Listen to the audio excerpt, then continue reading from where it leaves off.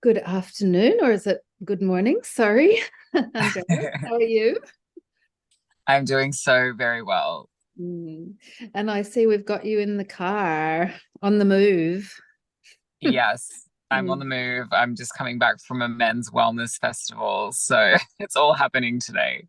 That's fabulous. Great. Well, I hope you've been totally inspired and you can shed some light our way. Yeah, absolutely. My heart is really full right now from that festival. So I think this is beautiful timing. Yeah, absolutely, always. So let me just go straight into the topic of our conversation, which is what does living in grace mean to you? To me, living in grace is living in a space, a spaciousness of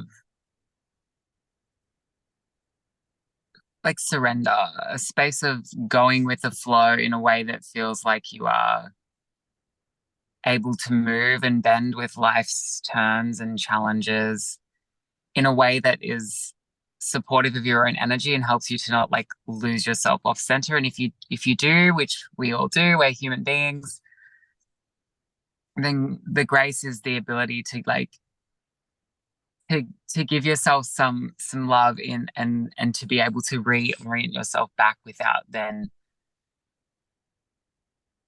shaming yourself or making yourself wrong for falling off or out of that flow. I think that's grace.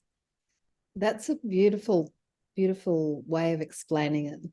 And it sounds to me like you're talking about the natural rhythms that guide us all and having trust in those kind of rhythms.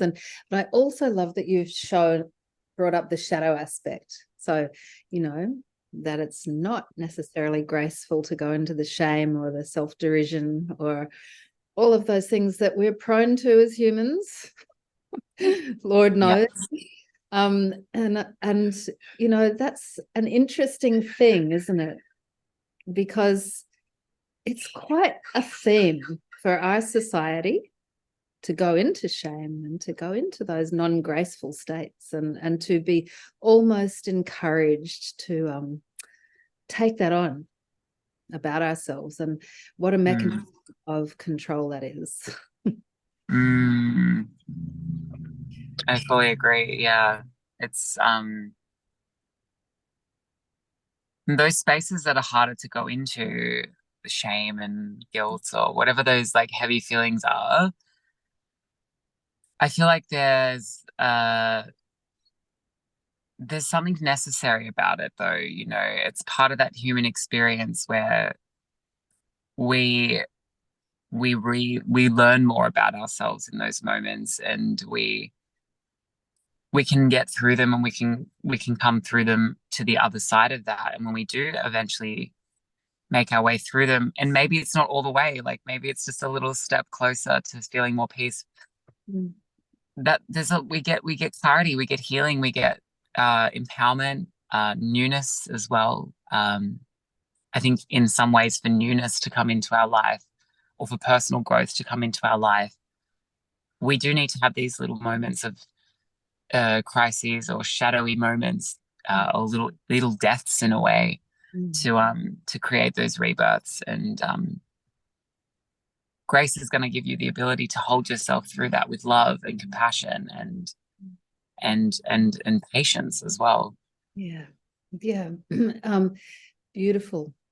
So true. That feeling that grace gives you, that strength or something to fall back on, I guess. To know that you, even though you're feeling not so great, that you can keep coming into your higher way of being as a way through. It's like the image that I'm getting there when you're talking about it is we all fall in the pit, the mud, the gully, whatever it is. And then it's that thing of just having that rope to just gently, gently know that you can then draw yourself back up to a higher way of being, or a more graceful way of being, I guess. Mm, Yeah.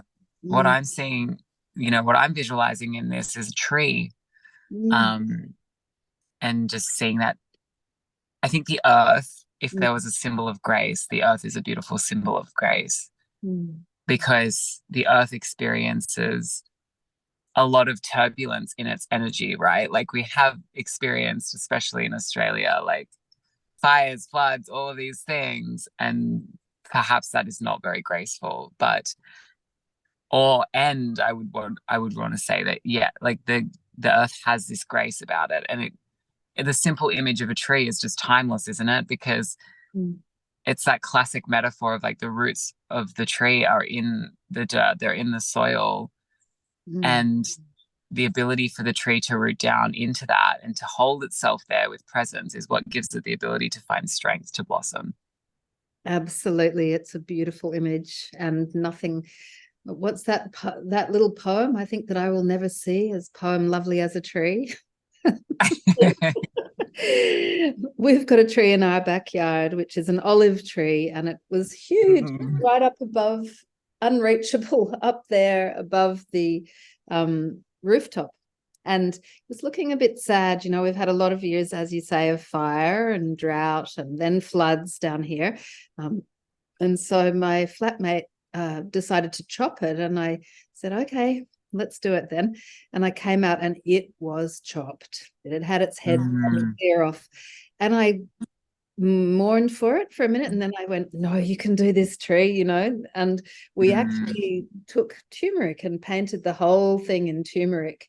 And then did a few moments of being with that tree.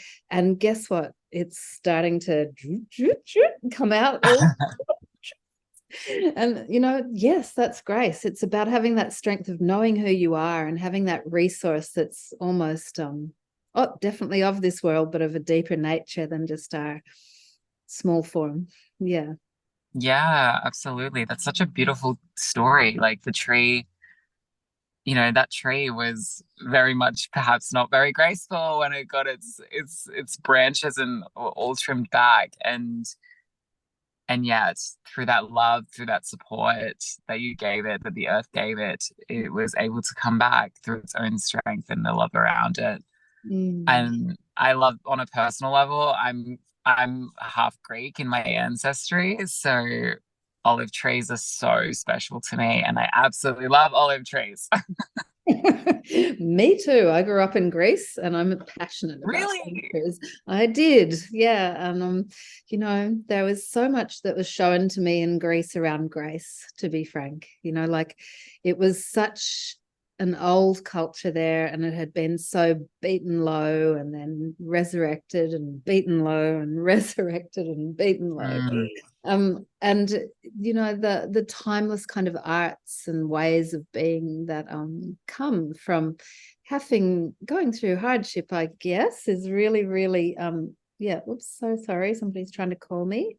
I've just let her know that I'm interviewing. Yeah. Yeah, the timeless kind of art of being human that is very much part of Greece, you know, all those incredible statues with their marble outfits on, and you know, the temple of Artemis and all the gods and the goddesses, etc., etc. There's a lot of modeling for being human that goes on in Greece.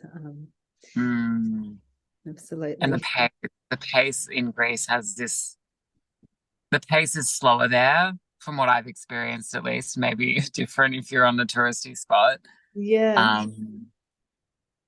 And yeah, there is a sense of, yeah, to me, there's a letting go quality in the culture. Like it's perhaps not holding on as tightly. And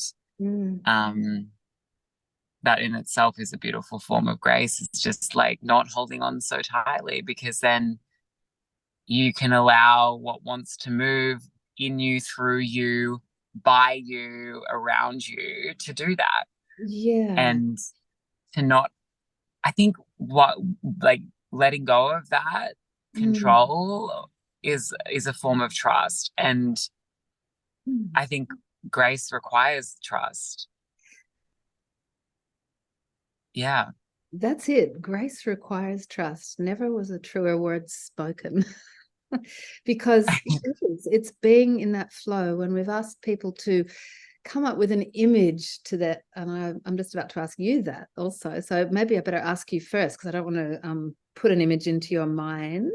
When you think of grace, what do you come up with? Like a mental image of graceful, what comes forth?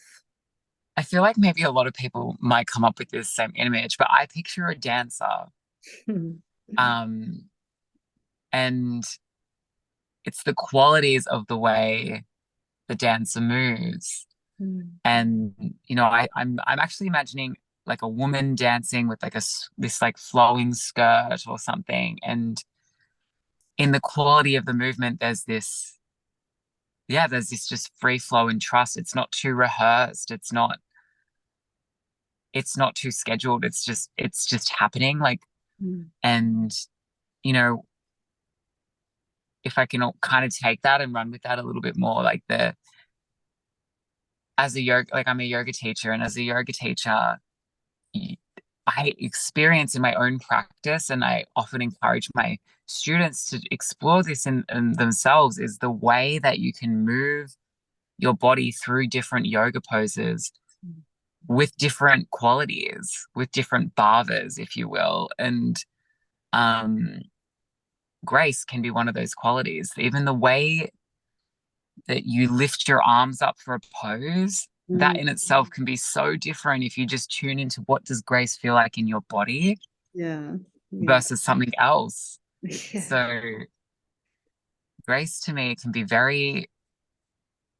grace is something you can embody really quite quickly when Mm. you just start to play with it and explore it. You don't have to necessarily feel like you're a dancer. You don't know, oh, I feel like I'm a free flowing dancer and I could just whimsically move with the wind and Mm. go into the office today like that. And it's like, nah, that's probably not going to happen, right? Like, but at the same time, your body gives you this amazing ability to just like, even through movement alone, Yeah. just like a dancer, to tune into qualities of grace, which can start to then seep into your being and start to help you feel a bit more that way. Mm. Yeah, beautiful. And that is a state of trust, you know. I was hoping you'd bring up Mhm. a dancer. People do bring up a dancer, and they bring up the wind, and they bring up the free flowingness of the rivers and all kinds of things. But it's that trust of just jumping in wholeheartedly and listening to something bigger than yourself, or not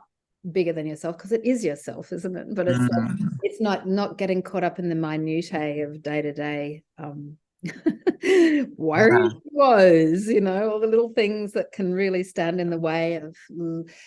being graceful and tend to make us constrict. As a yoga teacher, you Mm. know, as I am, I feel like it's very the opposite of grace is when you're embodying the trauma that we inevitably all go through as humans. You know, there's stuff that happens where you contract, you know, your spirit, your breath, your body, and then it's really hard to act gracefully because you're in defense mode. And then the first thing that comes along, you're like, yeah, in a not Mm. graceful manner. So, but just that unfurling and moving, it's beautiful how you explained it, you know, that flow Mm. with it. Mm. Nice. Thank you. Trust. Yeah, you're Yeah. so welcome. And even just talking about it, like I don't know about you, but for me, just talking about it helps me to feel into that energy a little bit more. You know what? It's so available. It's so there, isn't it? When you take your mind into a higher state, there it is. Mm. The same. We know that from being a yoga teacher. You do a minute of pranayama, and guess what? You're back. You know. Yes. Mm. And maybe the hardest part, pardon me, is just to like in those tight moments of contraction is to just like I think there is a little bit of a push required in those moments to just step through, because in the moment of that we're like, no, I don't want to do anything. Ever But again. when we do push through that, and it can only take like 60 seconds of breath work, right? Like you just said, it's like, oh, maybe things have just eased up a little bit, which then allows the permission to like go into other things, or, Mm. and gosh, I'm thinking like you could be working in a government office and you are super stressed out, but you go to grab a tea or something from the tea room. And Mm. even just the way that you walk to the tea room could Mm. be like tuning into grace, because you can find grace in the way you walk, Sure. as a movement. And so I guess I'm offering that because I just like it can be something formalized like yoga, but it can also just be in everyday movements. The way that you do something very simple can be tuning into the movement and the flow of grace as well. Absolutely. Every moment can be graceful, can't it? There's a choice in every moment. And I'm thinking of this morning at 5 when it was a bit gloomy and I was just about to leave Sydney and drive south. And my 88-year-old mother asked me, she said, darling, do you think I'm starting to walk with a stoop? I've been really trying hard to hold myself high. And she is not at all stooped. Like, she's glorious, absolutely glorious. And it was like, but her thing is not only about, I could hear it because I know her so well. It's not only about her portage, it's not about how, it is about how she feels about herself, but it's about what she conveys to the rest of the world, and what she gives them. And there's a whole difference that when relating to somebody, if they're holding themselves with grace or if they're not. If they're self-apologetic, if they're contracted, oops, sorry, just one more minute again. Yeah, sorry, people are calling me. How dare they? Yeah, I'll call him in a minute. Yeah, so I feel like, it's a choice, isn't it? And it's that thing about how you walk, how you eat, how you talk, how you do everything. There's so many positive feedback loops you can put into your life to bring in the grace in those. Yeah. And like, I feel like when that happens, it might be something that you do have to think about, but if you start to embody that more and more, then it becomes easier. And I know for myself that just through the journey of self-growth, spirituality, wellness, like whatever we call that grace is easier to attain than it was for me before, because I'm thinking about it and I'm putting it into practice, whether it be through yoga practice, breath work, meditation, my embodiment work, like whatever it is that I'm doing. And so it's just like anything, the more that it's been done, it just becomes a second nature thing, to the point where you don't have to think about it as much. It's something that you might you get reminded about it more, I think, is what I'm trying to say. That it's like, oh, I'm having a really crappy day right now. Yes. Oh, I remember this time, because last time I had to push through and it actually really did help. Yes. And this time it's easier. Yeah, and hopefully age gives us that wisdom too, to know that there's there's light at the end of the dark tunnel. And if it's there, it's so much easier to walk through that tunnel rather than get stuck in it, isn't it? And okay, so just by way of kind of rounding off here, for those of us that are listening in, what is your top tip or your top kind of focus or your practice for trying to embody more grace within our life? What do you think? Oh, wow. I feel so cheeky saying this answer. So I'm just going to trust what came through to me first. And what came through to me first was an image of like somebody just like screaming at the top of their lungs, like into a pillow, into the woods, if there's like the safety to do that. Yeah. But it's interesting that image came up, because that image perhaps doesn't seem to be very graceful. But actually, that is like a gateway towards grace. And my top tip is to give yourself the permission to feel what you're feeling and to process those feelings. And often a good car scream is like actually what you need, just as an example, to come back into what would be the dancer vibe of grace, right? So that's my top tip, is that like and this comes from my work in embodiment. Embodiment sort of work is somatic work is what I really specialize in. And it's kind of messy. You know, that work is messy. And it's messy because we're allowing the grace of presence to, you know, give yourself the permission to create that space by shedding out and letting go and processing what you need to. So contraction comes from avoiding, pushing away, or grabbing onto something. And so if we can let those like stuck feelings that kind of hold us in that tension point, if we can let them somatically process and quite literally shake it out or scream it out, it's just that is the gateway to grace, in my opinion. Awesome. I love that you've brought that forward. And, you know, if people still go, oh, how do I do that? Well, then they can contact you. So we'll have the details at the bottom of the YouTube link, and people can find you, and you can give them more permission to do exactly that. Get messy, get through those obstacles, deal with it on a body level, as you know, and that will inevitably liberate the mind level, which inevitably liberates the spirit level, and then deal with it from the mind level, and that inevitably releases it too. So to the spiritual, there's many pathways in towards grace. Yeah, and it'll hit where it's meant to, right? Like the light will go into the parts that it's really meant to come into. And I just love to share on what you said, that if anyone really does resonate with the idea of this work or with my energy, and it feels the right thing to approach me, know that I work with everyone. A lot of my outward facing work is towards queer men.